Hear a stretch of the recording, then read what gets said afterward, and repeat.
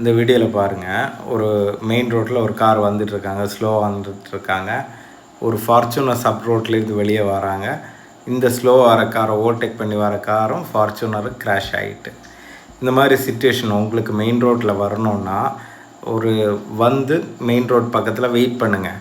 அந்த மெயின் ரோட்டில் போகிற வண்டிகள் போகட்டும். போனதுக்கு அப்புறம் மட்டுமே இந்த ரோட்டில் வாங்க.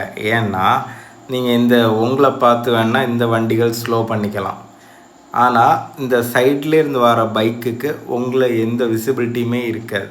சைட்லேருந்து வர பைக்கு, காருக்கு எந்த விசிபிலிட்டியுமே இருக்காது. இந்த இடத்துல நீங்கள் வந்துட்டு அந்த காரை, பைக்கை விட்டதுக்கப்புறம் கொஞ்சம் செக் பண்ணி வந்தீங்கன்னா எந்த ப்ராப்ளமும் வராது.